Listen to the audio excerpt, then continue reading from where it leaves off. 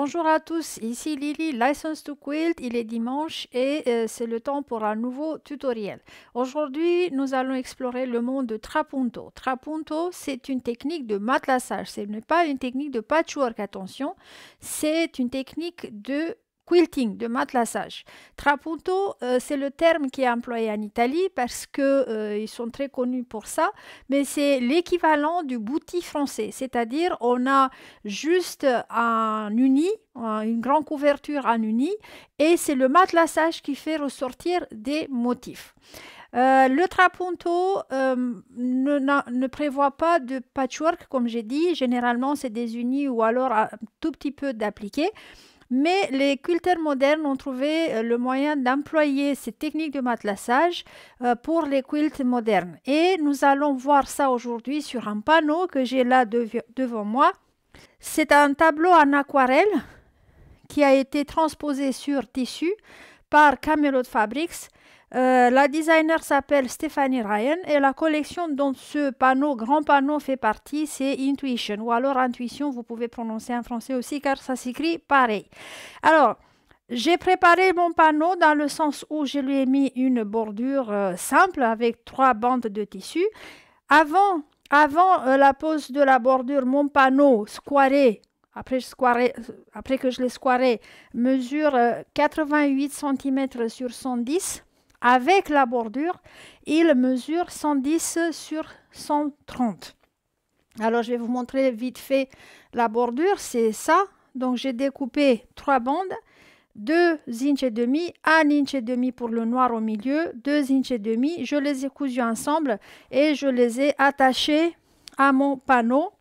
En fait, le trapunto fait sortir, ou le bouti si vous voulez, c'est la technique de faire du matelassage en relief, si vous voulez, un peu 3-dimensionnel.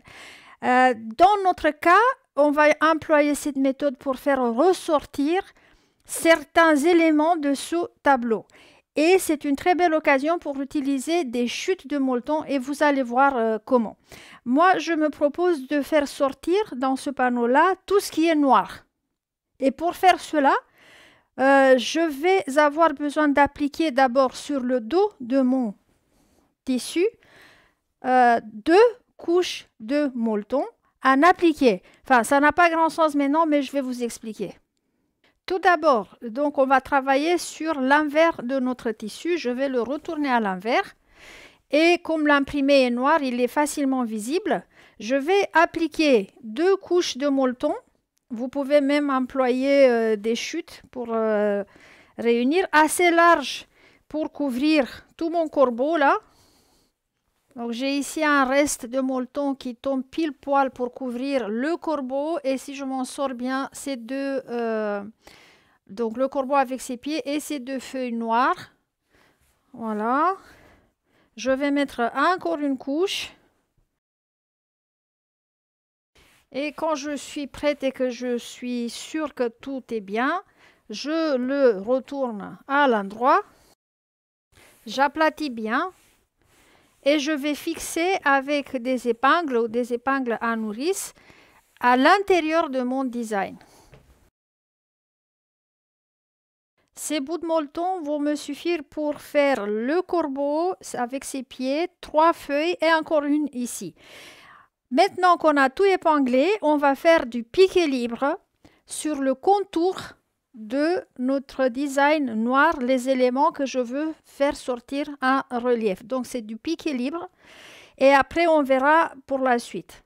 Pour ce projet, je vais utiliser 3 couleurs principales, le noir, le lilas et le rose dans la canette que vous allez trouver sur notre site.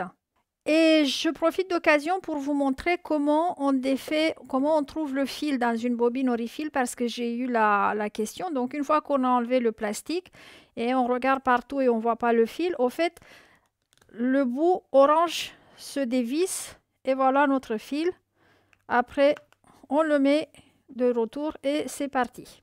J'ai mis mon panneau sous le pied de biche. Ma machine est préparée pour le free motion. J'ai enfilé du noir dans la bobine et du rose dans la canette. Et je vais laisser la canette rose parce que mon dos, vous verrez à la fin, le dos du tissu est plutôt rose. Et donc, je commence à coudre d'abord sur les contours.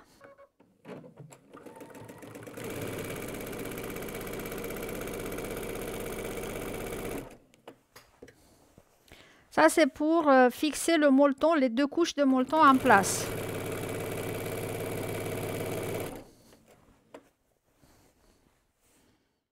Vous n'êtes pas obligé d'être exact sur le contour.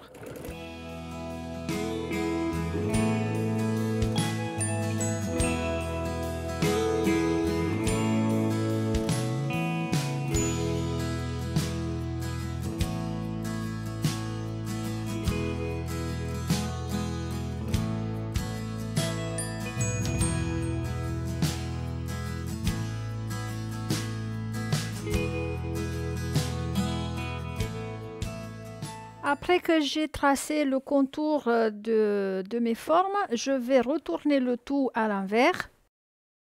Donc vous voyez maintenant le contour de mon corbeau.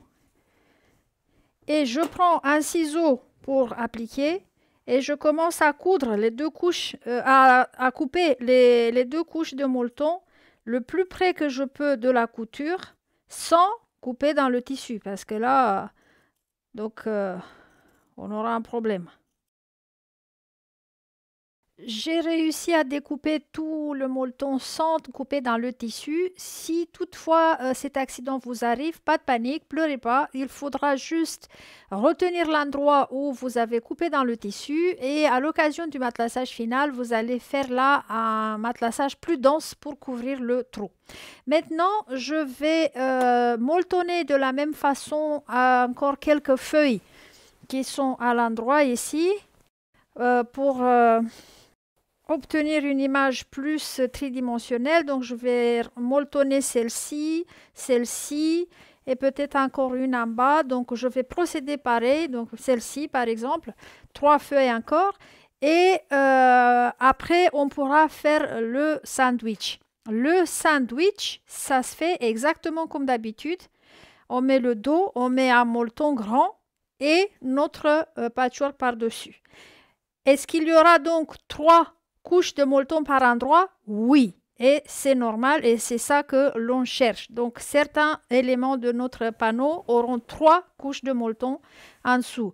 Les 2 qu'on a mis pour les faire sortir et le molleton, la troisième, le molleton de tout notre quilt. Je suis arrivée au matelassage et avant de commencer, je vais vous dire juste que avant de faire le sandwich, quand je faisais mon molletonnage des éléments, j'ai été prise comme ça d'une sorte de frénésie. J'ai molletonné aussi le contour noir de mon patch. Bon, maintenant, free motion, piqué libre et il va falloir d'abord commencer par le centre. Mon centre est noir, donc du coup j'ai du fil noir. La première des choses à faire est de refaire le contour de mon corbeau, même 2 fois, pour bien sécuriser en place toutes les couches. Et après, je vais aller faire son plumage un peu. Donc, je suis le dessin comme ça, le bec, l'œil, tout. Après quoi, je vais changer de couleur pour sortir un petit peu à l'extérieur. Je vais faire avec le lilas. Et je vais faire un matelassage assez serré. Donc, je vais faire des cercles assez petits. Parce que plus qu'on matelasse, si on matelasse très dense, plus ça va faire ressortir nos éléments qu'on a molletonnés. Les gants servent à avoir une meilleure grippe des couches. Parce que ici, c'est vraiment, quand on fait un quilt, on a déjà 3 couches. Et dans ce cas précis, on a même 5 par endroit. Donc les gants dans le free motion, dans le piqué libre, servent à avoir une meilleure grippe. C'est pour ça qu'il y a des silicones sur les doigts. Une meilleure grippe de tissu. Ce n'est pas pour nous protéger de l'aiguille parce que dans le piqué libre, nos mains sont loin du pied de biche. On n'est pas ici à faire du piqué libre. Donc c'est strictement pour mieux guider notre ouvrage. Donc pour l'instant, je vais faire juste de nouveau le contour.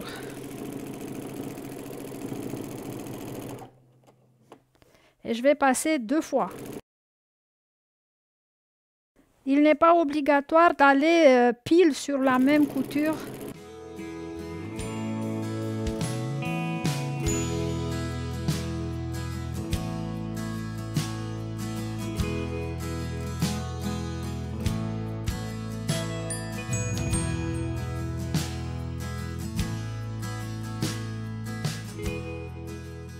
Alors, je suis arrivée au point de départ, j'ai fait le tour par 2 fois et maintenant je vais faire un peu de plumage ici en suivant les traits noirs.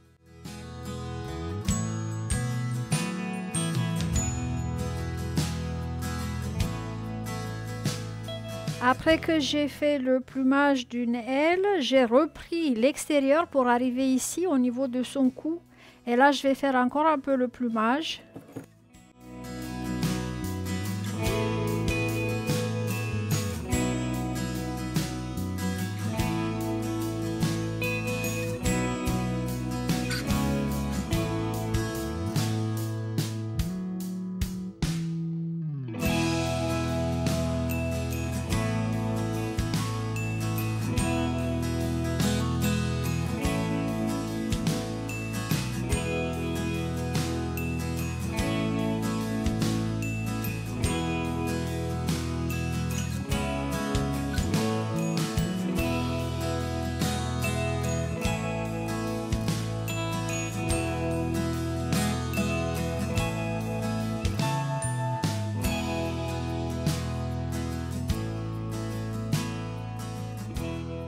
Une fois que j'ai fini mon trapunto, donc le quilting en relief, je passe au reste de mon quilt que je vais faire, comme je vous ai dit, avec un motif petit et dense. Et ici, j'ai mis des cercles. Et là, ça va très vite parce que sur les épaisseurs, il faut aller doucement et avoir surtout prendre soin d'avoir une nouvelle aiguille dans la machine, sinon le fil va casser. Ici, par contre, c'est un quilting classique. J'ai un sandwich normal, donc ici, je mets plein vitesse. Et on peut passer plusieurs fois au même endroit. Donc, on a le droit de passer plusieurs fois au même endroit.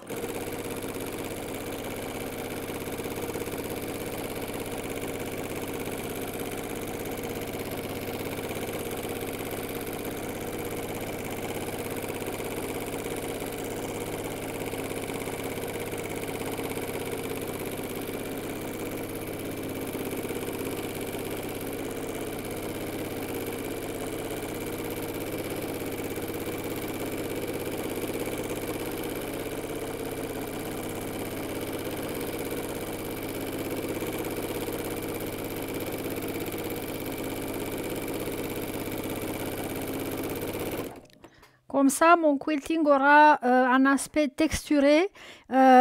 Ici, le matelassage dense va encore aplatir le sandwich, ce qui va faire un effet d'optique en rehaussant mon trapunto. Et voilà, mon maître corbeau sur un arbre perché est terminé.